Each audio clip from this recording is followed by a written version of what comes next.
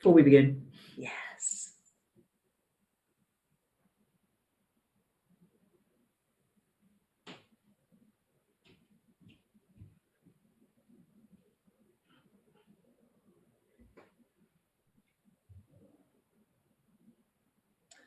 Okay.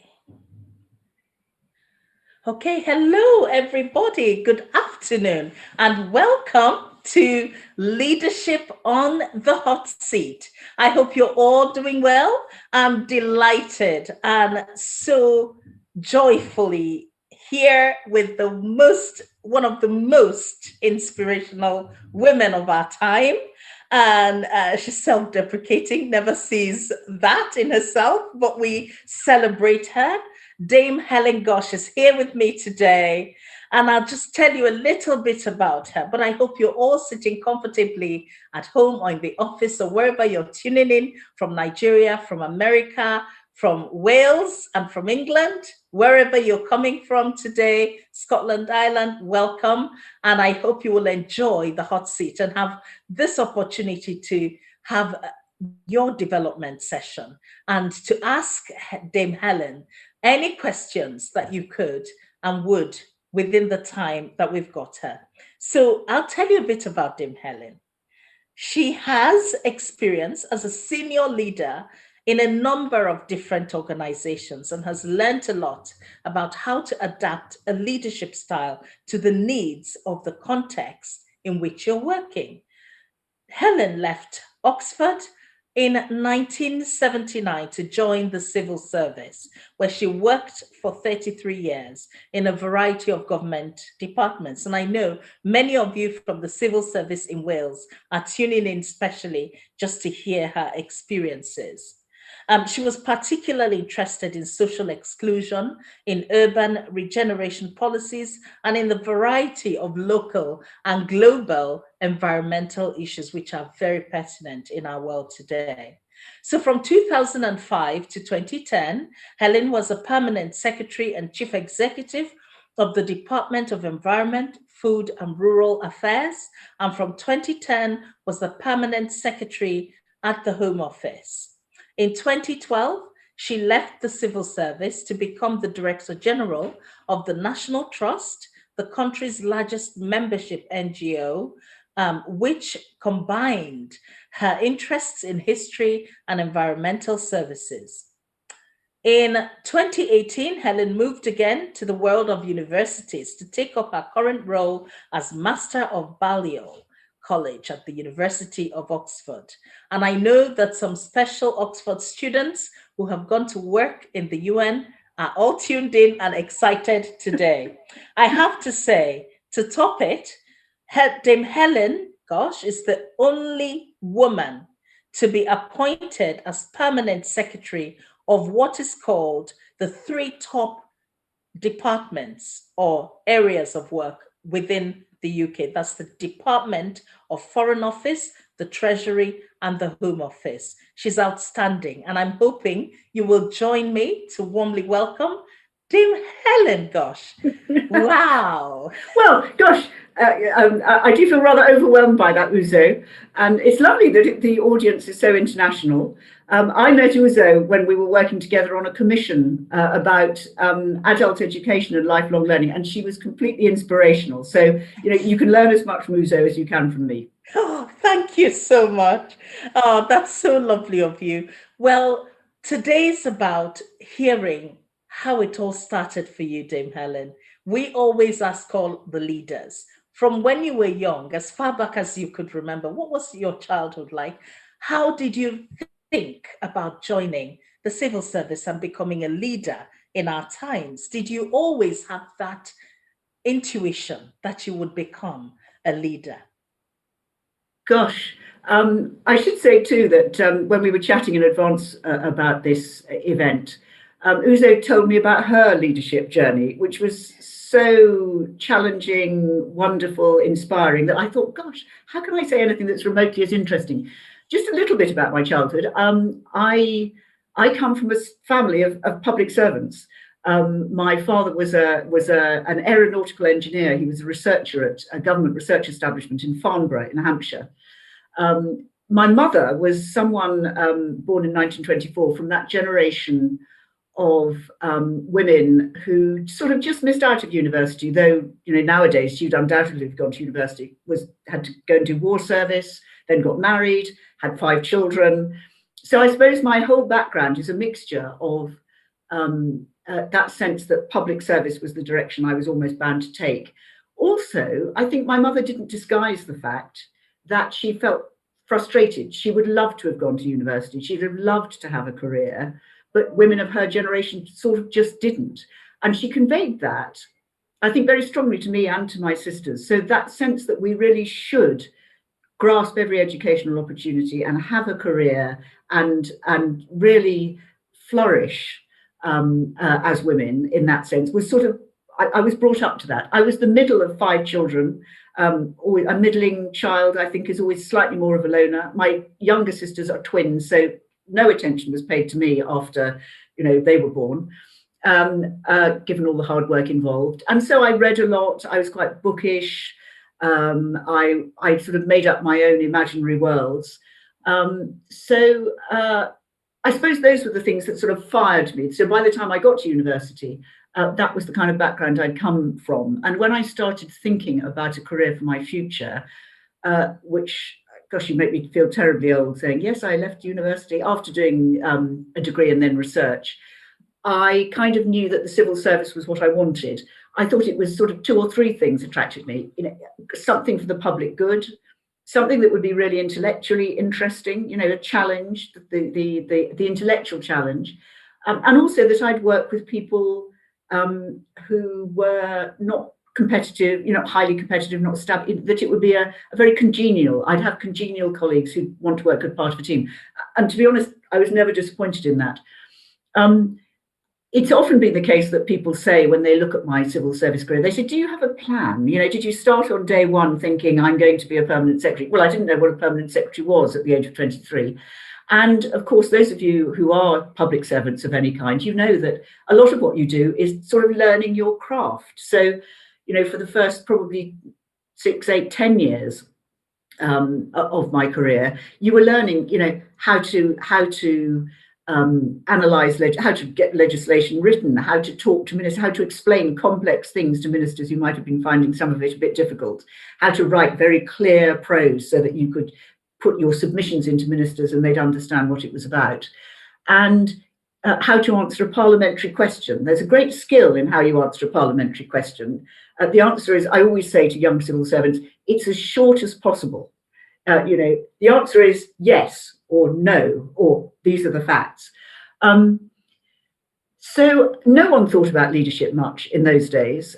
Those sort of the people who could draft beautifully, who understood Parliament, who could get along with ministers, those were the skills that were valued. And I think it was really only in the sort of 90s and noughties that great civil service leaders, I think Gus O'Donnell, who was the cabinet secretary through part of my senior time in the civil service, was really focused. You needed not just to be a great policy advisor, you needed to be a leader as well. And I certainly discovered that through my experience heading up big teams. I'd say there were 2 things, though, although I always make the point that I chose jobs. I moved from department to department, probably more even than most civil servants do today.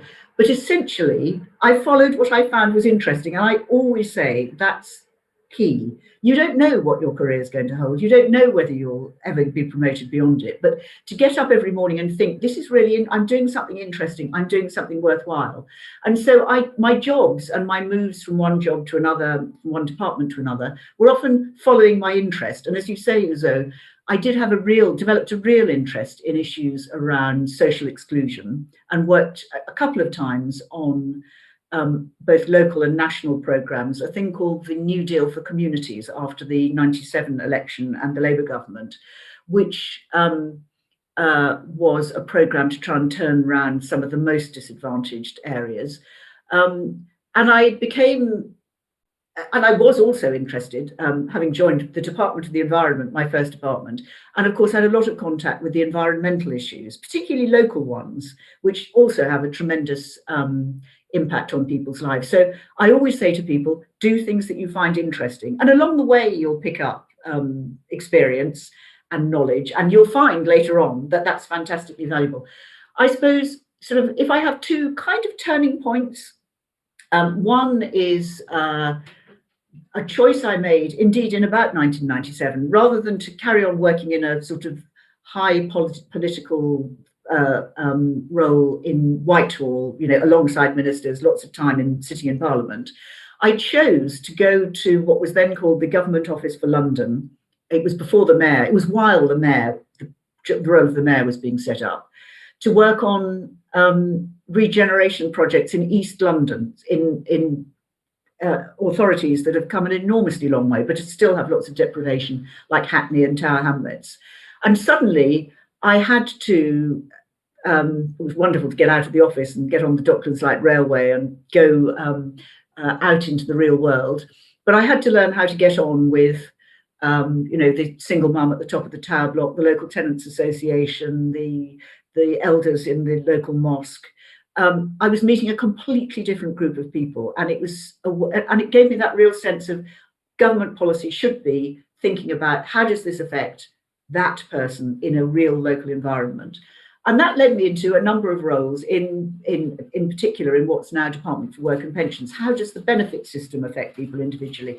How later on does the tax system affect, tax credits by then, system affect people individually?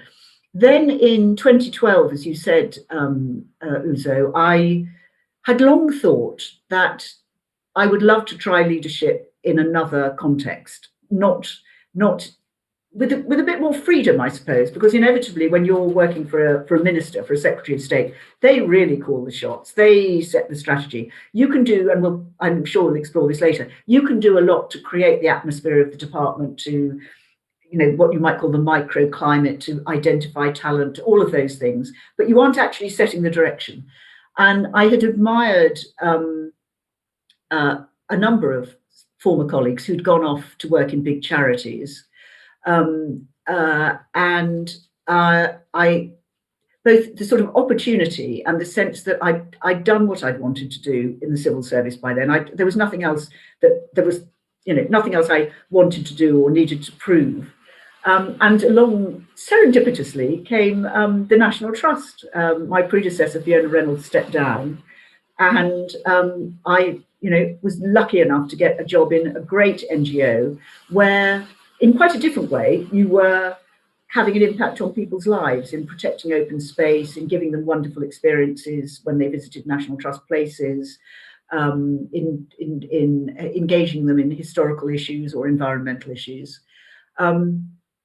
And I was able to set a strategy, and it's one of the things I'm proudest of about my time, to get the organisation to, as we would say today, pivot a bit, and really focus, not forget the lovely historic buildings and so on, but really to focus on the crisis of the moment, which of course is climate change and biodiversity.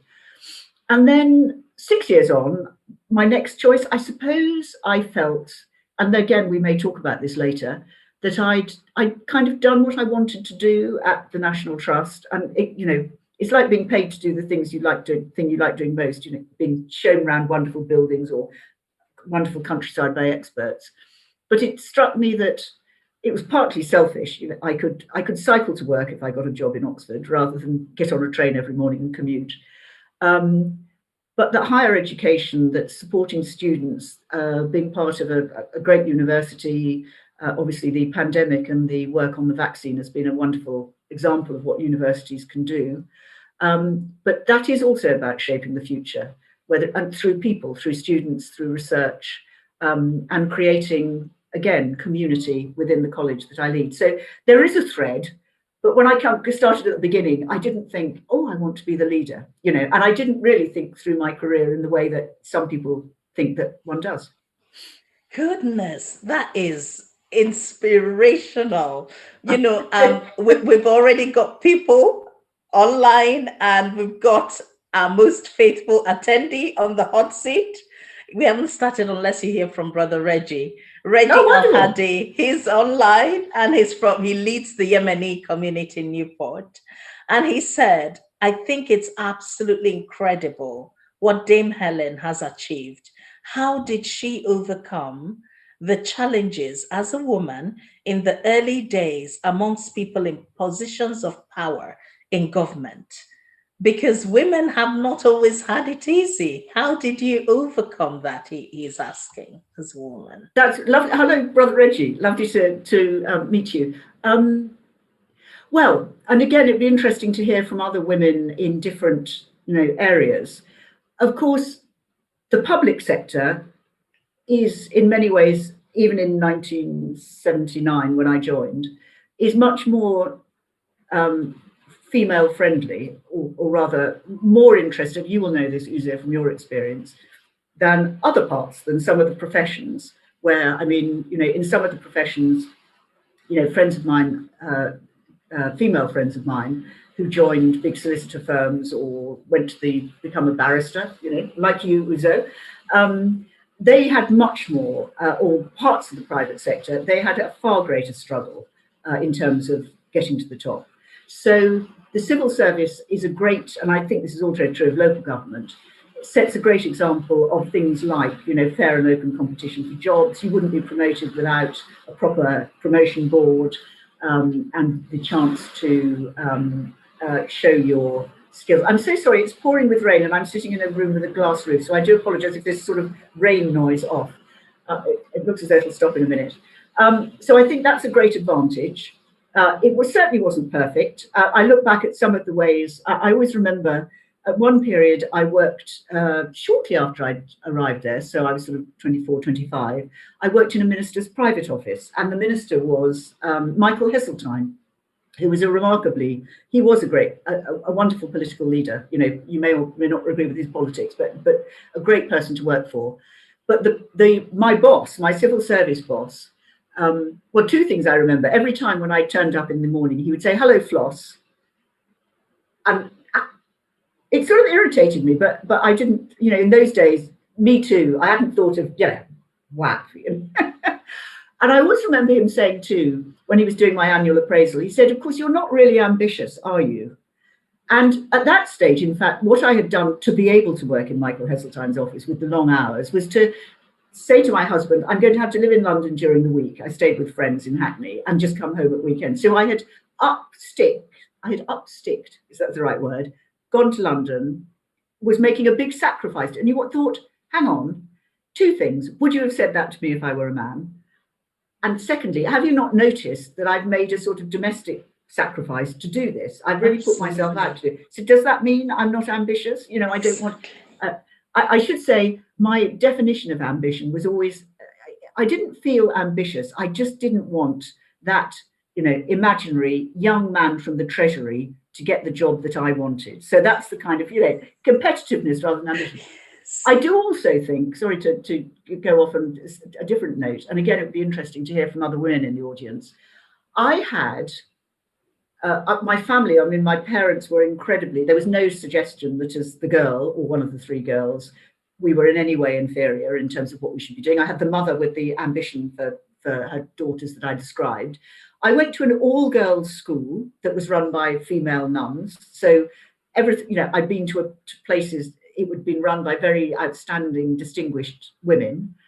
And then, because these were the old days, coming to Oxford, women couldn't go to the old traditional colleges like the one I'm head of now. There were only colleges for women.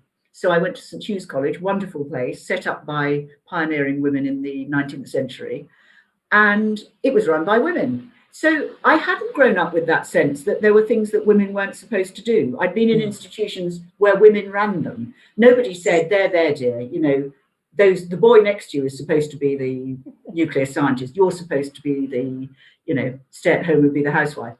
I'd never had that. And then when I went into the public sector, although there were shades of it, has never occurred to me that I wouldn't get a job because I was a woman. Wow. And that may be that I was just blind to the prejudice, but that's the way I've always operated. Wow, that is inspirational. We've had so many lovely comments coming through. Thank you so much, Dame Helen Ghosh, for sharing your story, how truly inspirational. Reggie said, thank you. Your brother is clapping for you too. Reggie has adopted you. She loves that. Thank you for answering that question. And he hopes it will inspire many, many young women and girls in the local community to aspire, to dare to dream and dare to believe that they can achieve. So that's really wonderful. The next thought that is coming through here is, so tell us about some of your, firstly, could you tell us what are your 5 top tips for excellence in leadership? What would you say they are? Gosh, you could think of such a wonderful question. Okay, I would say the first thing, I think there are some that are about how you deal with yourself, and there are some that I think are about how you deal with situations. I have always thought, and as I said, I didn't start thinking of myself as a leader until now. We're getting hail on the roof, so I'm so sorry if it now sounds like... It's not loud at all. No, it's not loud at all. No, we can't hear it. I can hear you, so. Okay, that's good.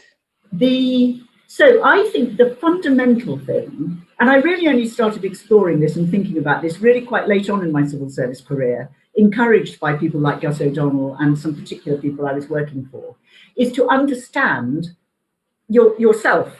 You know, it's knowing yourself. I know these things are probably rather, unfashionable now, I should imagine. I don't know, time has moved on. But I started asking myself, why do I find some leadership things, now I'm leading large teams, having to manage the performance of lots of people, being faced with quite tricky decisions. Why do I find some things easy and some things hard? There was a great belief then that, just being authentic, an authentic leader is what you should be. And I wasn't quite sure whether that was true. Yes. So I started doing some work with a wonderful, wonderful lady, a sort of a coach as it happened, but she could have been just a friend. She is a friend now, who started exploring this thing about what kind of personality. I mean, this was Myers-Briggs, for example. Yes. So doing these, why is it that some things derail you? You find some things difficult and some things easy. And I think it's really important, however you do it, to kind of look into yourself, if possible, possibly with the help of other people, and say, right, I mean, I know in Myers-Briggs terms, I'm a thing called an INTJ. I can never remember what those letters stand for, but it means I'm very data-driven. I'm quite rational. I like facts. The I doesn't actually, it doesn't mean you're an introvert, but it means that you like solving problems in your head, thinking about them, rather than always solving problems with other people, an extrovert. And just those two things led me to realize why it was that, for example, if people were being really very irrational or trying to develop a policy that had no basis in fact, or they hadn't done any work on what the customers really wanted or what was the problem we were trying to solve, I used to get really wound up. I used to get really angry almost. And I thought, am I going mad? I'm supposed to be very cool and rational. And people said, no, that's exactly what people who are INTJs do. Yeah. And it's the other thing that it made me realize was that I had to have time to myself. I know that sounds, and if you're in a crowd, no, none of us is in a crowded office at the moment, and we're all rather lonely at home. But it made me realize that I had to make sure that I got some time on my own to sort of process. Of course, commuting every day was great because I always had, an hour one way or the other. And when I was at the National Trust, long journeys. But you have to protect yourself. I realized, and somebody said this, some very wise colleague at one stage said this to me, what you've got to do is learn where you start from and then educate yourself to be able to do the other things. As a leader, and I think this is very important, you have to be able to act. It's not that it's fake, pretending to behaving in a way that doesn't come natural. It's not fake, because what you're doing is doing it in order to achieve what your organization or your team is trying to achieve. But, it made me realize that sometimes, or indeed understand that but it's obvious, it's rational, it's reasonable. Yes. Some people, that's not how some people think. So sort of getting inside their heads, this standing in other people's shoes, having emotional intelligence. And frankly, when you're having to do difficult things like give someone really tough performance feedback, Yes. Imagine you're doing it as an actor. Think of your lines, practice it in advance, think how they're. So start where you are, understand yourself, and then expand out. So sorry, that's a very long-winded number one, but it underlies lots of the others. One of the great cabinet secretaries I worked with in government before Gus, Sir Richard Wilson. I remember going to an event that he chaired, and at the end he said to all of us as senior civil servants, he said, remember that as leaders, and he was half talking about politicians as well, you have to be the grown-ups. When you're leading a team, the other people can sort of throw their toys out of the pram, but if you're the leader, you have to be the grown-up. And I think remembering that you have to be the grown-up, very important. Then there are the two things which are, I'd say, when you're trying to make decisions or communicate, it's a bit like you do need to know what your vision is, what you're trying to achieve. And that doesn't necessarily mean some kind of highfalutin, we're going to save the world and create world peace. It may mean, let's just be very clear what success looks like for us. I remember thinking about this when I was working at the Inland Revenue, Customs and Excise, HMRC as it is now. Actually, the main thing we're trying to do is to collect money to then spend on services to the public, to collect it fairly.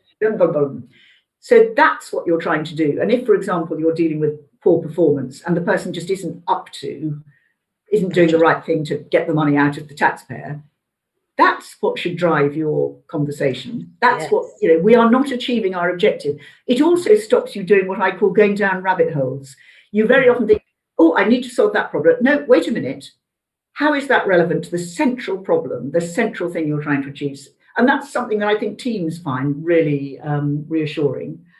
And then finally, I haven't got five, but there are five are built into this. Yes. I always say to people when they're choosing to do whether to do X rather than Y, and that could be how they communicate or what they do or what decision, what's the story you're trying to tell? That can be what clothes you wear that morning. It can be how you treat people you meet in the lift.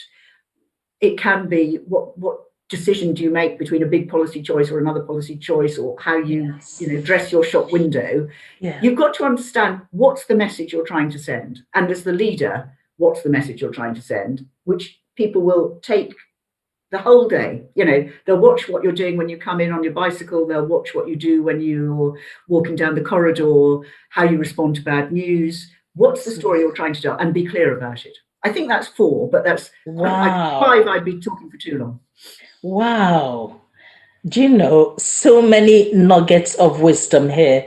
So if I could just remind everyone who's watching, first tip, understand yourself, make time for yourself, protect yourself, educate yourself, and you may need to act and apply emotional intelligence. Start from where you're at.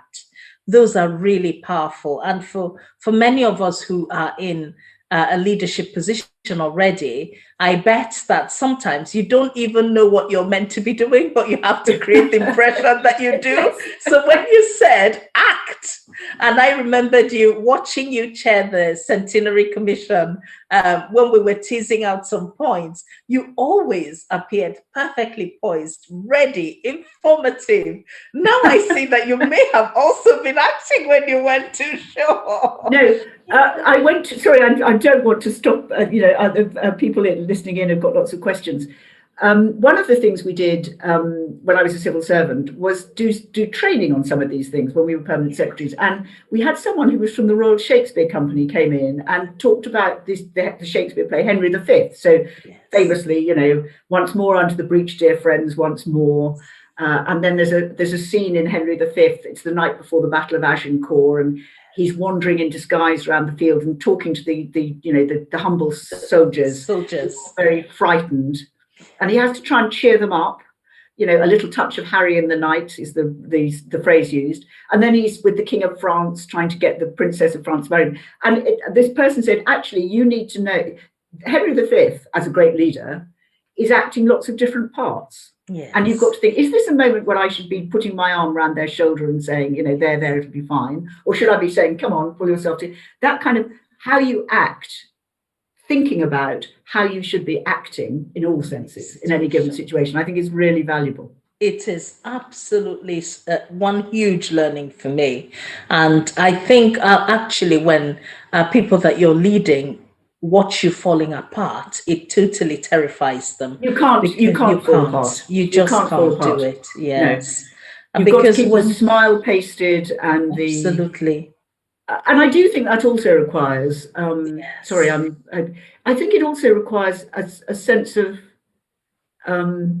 perspective. Yes. I always say, when you're decision making, when you think, oh, this is a bit of a risky thing to be doing, yeah. I always say, so can we just be clear? What's the worst thing that can happen? If we decide to do this, what's the worst thing that could happen? And then you all agree what's the worst. And it might not be too bad at all. So you say, okay, we'll take that risk.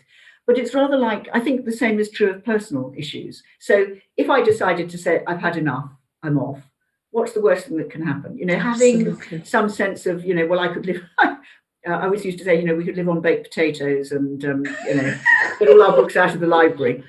Having a plan for what's the worst thing that could happen. Absolutely. Is really important, I think. That sounds rather laden, but it does mean you can take the kind of tough decisions that you might not take otherwise. Absolutely, because if you're tiptoeing all the time, you probably can't do what you need to do to get through. And the worst thing that can happen might not be that bad, actually. Exactly, exactly. Well, Brother Reggie says, Dame Helen, please, have you done a biography? Have you written one? No. Because your life's journey is so inspirational. It should be shared to inspire others.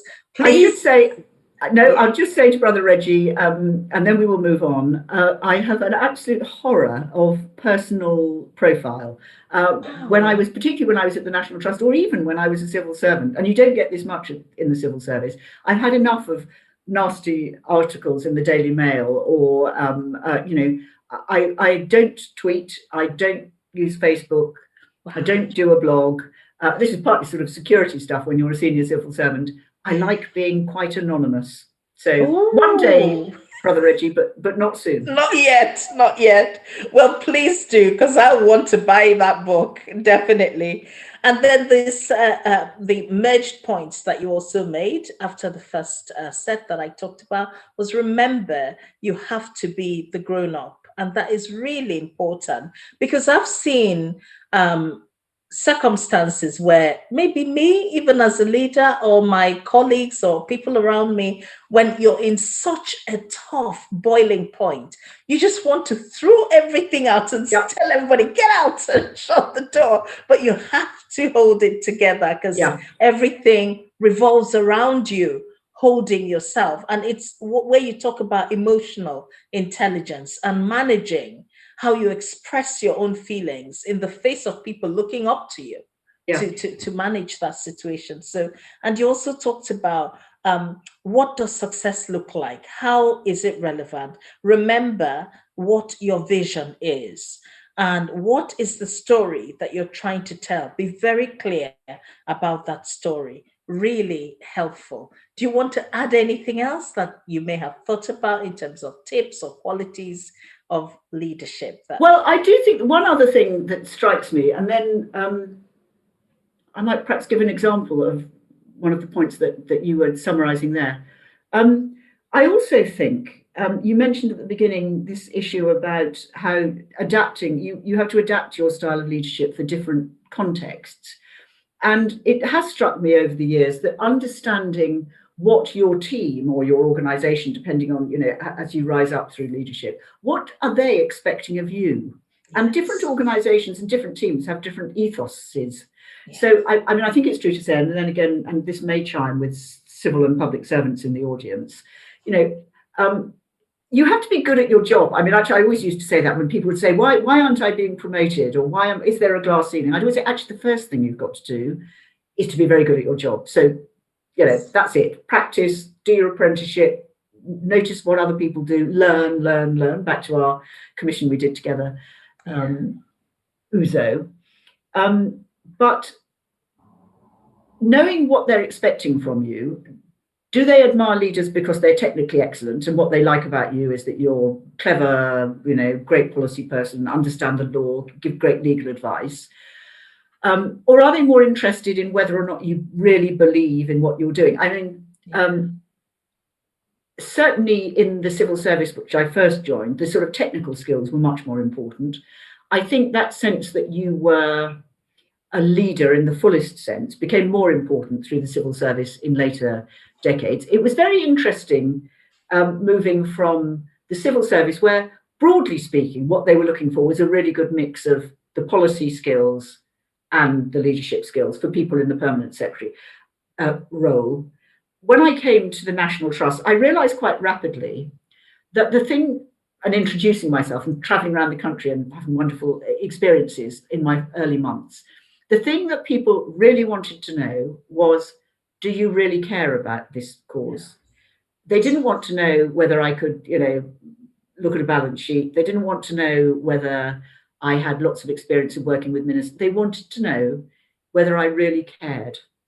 Actually, one of the shocking things, and again, public servants here will be shocked, that they said was, somebody said to me, they said, it must be wonderful to be working for the first time in your life for an organisation where people really care about what they do. And I said, sorry, I've worked for 33 years in organisations that really care. You don't become a public servant if you want to make lots of money or, glamour or whatever it is. You do it because of this public service thing. Yeah. And then equally, when you're working for people, I think it was very interesting working for a variety of secretaries of state in both my permanent secretary jobs. Some of them wanted you to be a policy advisor. Some of them wanted you just, to run the organisation really efficiently and be the leader of the organisation. Others wanted you to be their kind of Whitehall gopher in terms of getting things done. But establishing with your boss, what do you want? What do you think you want me to be doing? Also very important. So that's probably sort of a fifth. Your point about being the grown-up and having to pull things together. I always remember, and this is also something to do about having things to fall back on. At one point, when I was the head of DEFRA, the Environment Department, I got a phone call, and this is the way things happen in Whitehall. I got a phone call one morning to say, I'm afraid we're going to create a new department called the Department for Energy and Climate Change. And all the work that's currently done in DEFRA on many aspects of climate change, actually, as it turned out, not every, is going to be taken away. So you're going to lose, X hundred staff. This very high profile issue is not going to be one dealt with by your department anymore. And by 2:00 this afternoon, there'll be a new government department and all these people will have gone there. And we've been working incredibly hard, all of us, on getting over various financial challenges and building ourselves into a confident new department operating in a very innovative way. And it was like suddenly, if you imagine you were trying to build your own company and suddenly said, sorry, you've been taken over. Yeah. And I always remember, and friends who were there at the time remind me of this. So I had two choices. I could have gone and spoken to my senior, I summoned, the 30 or 40 most senior people, and I could have gone and saying, this, asterisks here, this is all awful, and look what they've done to us, and really made them feel doleful about the whole thing. There were opportunities for some people in it. But in fact, what I did was to go in, I sort of took a deep breath and went into the conference room and said, right, well, on the positive side, and I must get the order of this right. I said, the cat hasn't died and my children, I think, are quite well. I think my husband's probably okay too. But what I've got to tell you today is that, the government has decided, and what we are here to do is to, this is what the government has decided. So we're all going to be proper civil servants and do it. And there are lots of good reasons why they're doing it. And, we've got to we'll make the best of this and show how professional we are. So, in fact, these friends say, it was really the order of your things that were important. The cat, your children, your husband was quite interesting. But it was meant to, I'm going to put this into perspective for you. Yes. This is not the end of anybody's world. No. This is not fatal for anybody. Yeah. It's just the professional life that we have. Mm. Wow, that is a big lesson to me. I'll certainly be using that one, except I don't have a cat. I'll have to A find dog, something a else that hamster. doesn't have. We have no pets. My husband really doesn't really like pets. He's frightened of dogs. Well, he's not frightened, but he just feels like he's been bitten by a dog before, so he's nervous. But honestly, that was really a classic example that many of our listeners could actually follow up on and use in circumstances. We've had a question, somebody saying you must be extremely proud that the University of Oxford have risen right to the top at this time of the pandemic with the production of the what is called the Oxford The vaccine, Oxford vaccine, which is yes. AstraZeneca, which many of us have had. Well, I've had it, and a few others have had the first shot. How proud are you of the scientists that Oh, work in that tremendous! university? Really, tremendously proud. And of course, as we always say in the university, there's much more to Oxford University than our medical sciences division. But they have done us absolutely proud, and we are, delighted that well, the name is, the name of the vaccine, and that even the French and the Germans are now accepting that it's a very good vaccine. It's Yes. very interesting. In Oxford, our local I don't know what they call them, big centre for being vaccinated, is at the stadium for Oxford United Football Club. So those of us of an age like me have gone off there. And you afterwards, when we're having Zoom meetings about this, that, people saying, "What kind of vaccine did you get? What kind of vaccine did you get?"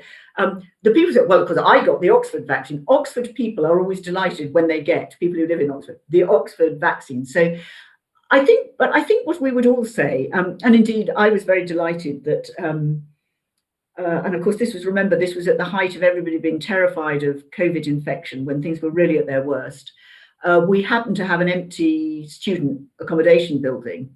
And we decided as a college that we would effectively lend it rent free to the medical sciences people, so that the research people who were working on the vaccine could live there and have it was a lovely modern building too, really good accommodation. So I think the whole university helped them out, and lots of local volunteers, as you'll have seen from the news. So it did feel like a really great Oxford achievement. But of course, the wonderful thing is that the NHS is now picking this up and running with it in this fabulous way, which is true of all the people doing that throughout the country. So Oxford University was a bit player, but the community as a whole and everybody who's doing the vaccine programme. Track and trace and keyword. I think what this last year shows is how the whole community can work together. That's true. Well, we've got a lovely question for you.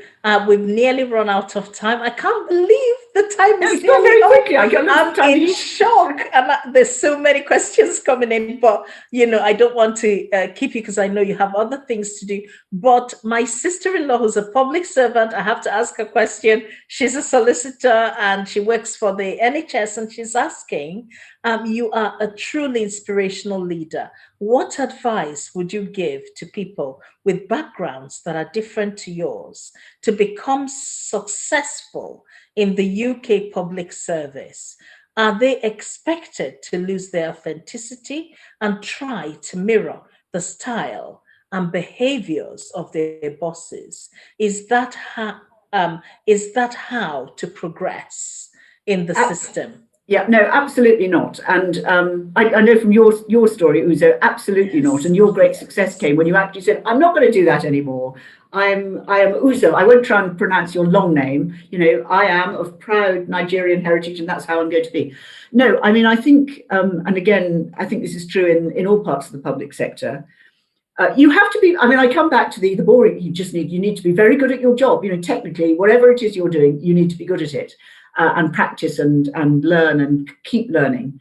But I think the increasing recognition in the public and private sector is that different perspectives and points of view, different personalities, actually. I think diversity is as much about, you don't need lots of people who are data-driven, control freaks, like me. You need lots of people who are quite different in personality terms. You need people who come from different communities with different experiences.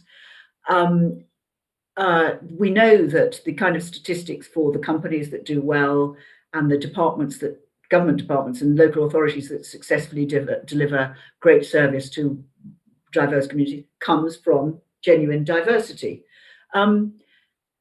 I think when you're the leader of those kind of organizations, again, there has to be a common sense of what story you're trying to tell, what you're trying to achieve.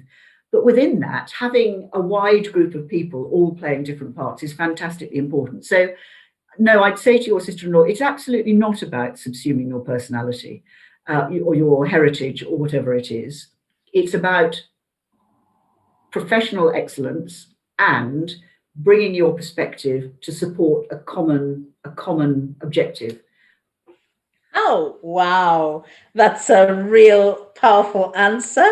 And she says, honestly, inspirational. I am so delighted to have heard you share that response and to hear it, and to also take time to inspire other people. It's such a generous service, community service, and public service to others who may not have access to talk to others who have achieved such great heights. So we celebrate this work. So final question, because we're literally out of time. But there was one of the questions that I think we really need to ask you. It's, can you tell us just one challenge that you've had and how did you overcome it? Just anyone that you think would help people who are listening today.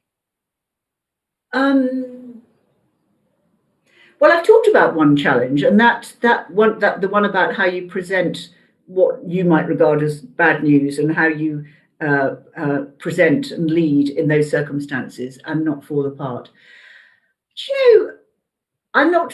So that's a pretty good example of a challenge. I've had to deal with lots of policies that are sort of, brain achingly complicated. That always feels like a challenge.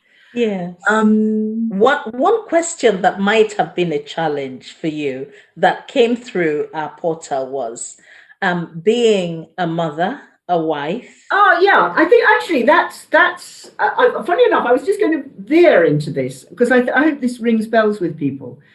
The main challenge, I think, for lots of us is just getting up every morning and keeping going. Yeah. And but that's particularly true if you've got, as I did, I've got two children now, not children anymore, 30 and 33. The challenge of, is this worth it? Am I going to keep going? I always remember very early in I had my daughter when I was 32. And just before I, in fact, discovered I was expecting, I was asked if I wanted to apply for a job at number 10 Downing Street, which is a great kind of accolade. Oh, would you like to go and be one of the private secretaries there? And I had to say no, because I sneakingly thought I was probably expecting a baby. But I do remember then sitting up with my daughter in the dark of the night. Any mothers will recognize, indeed fathers will recognize this too. Parents will recognize it. And feeding at 3 o'clock in the morning and thinking, have I made the right decision? I could be sitting in number 10, hobnobbing with the Prime Minister, and I'm here with a baby. Anyway, I have to say to anybody, it repays enormously. Extremely hard work, but well worth having these lovely children. Yeah. But you have to, the real challenge is simply keeping going. And a lot of and therefore you have to believe that what you're doing is worthwhile. I mean, lots of people, again, what motivates everybody is completely different. I mean, many people, of course, it's just, they need the money to live. And that's also true of me. I'm married to an academic public servant, not highly, of course, there's the simple economic need to work. But that sense that you're doing something that's worthwhile or that interests you, or that you've got to have that sense of why you do the thing you're doing. Mm-hmm. I also think and this is particularly true when you have a very complicated life and you're having to juggle childcare or your parent care or whatever it may be, or health issues yourself, you've got to understand the point that your career, I'd sometimes get mentee young women in particular who'd say, oh, I don't really want to do a very high profile job where I'm never get home till 10 o'clock at night and blah, blah, blah. And I would always say, you don't have to. What you have to do is understand at any stage in your career what it is you want to do at that moment. Yes. If you want to spend more time at home with your children, then say, for this period, for the next few years, I'll just do something that I can do between 9 and 5 or 9 and 6, whatever it is. And I will be there with my children. I can then pick it up. If I then want to do something that's more intensive or more high profile, I can. Don't think that you have to have a career that goes shum. Exactly. Because you need to, you'd say that you need to look into your heart and know what you really want to do. So I think the biggest challenge in achieving a career that's fulfilling is knowing yourself, knowing what it is you really want to do. I always say, actually, I was helped by having a partner who never questioned what it was I wanted to do. I mean, not at all a house husband, but completely supported the project. Healthy children, also great. Yes. Childcare, also important. But that sense that you understand what you want to do at any stage, and do it. So I think that's a real challenge. I don't think that's necessarily as easy as it sounds. Wow, that's really helpful. That's a really empowering thought to think about a holistic idea of exactly what you want to do with your life, where you are in life. Honestly, Dame Helen, they're clapping for you. People are cheering and saying, thank you so much. They could listen to you forever. The civil servants have said, we have learned a lot from listening to you and your approach. Really grateful for your input. There's been so many comments. I just want to thank you. And Brother Reggie said a big love hearts to you and clapping all the way from Newport in Wales. So whenever you come well, down. Of course, I visited Newport many times, with the passport agency there. I don't know who's still there. There have been lots of government offices in Newport over my career, and therefore I'm very familiar with Newport Station. Oh, well, Reggie, you can hear that. He said, thank you so much for sharing your inspirational story. We will celebrate tonight as we learn more from people like you. So a real thank you. It's been absolutely wonderful hearing your life story. Very interesting, full of healthy tips for all mums and people who are inspiring or aspiring leaders in our time. Young people learn, hear it, and share it. So a big thank you. I'm sure you will join me definitely to warmly welcome and thank Dame Helen Ghosh, and do look out for that autobiography if we can persuade Not for a few years. Anyway, thank you so much. Thanks so much to you, Uzo. As I've said to you before, actually, of course, in our busy lives, you don't often have the chance to think like this about leadership issues, and it's very nice to share that with such a wonderfully wide audience. So thank you very much. Thank you for inviting me. Yes, thank you. Have a lovely time. Thank you, everyone. It's goodbye from us at the Hot Seat. See you next month. Thank you. Bye. Thank you, Taiwo, for IT.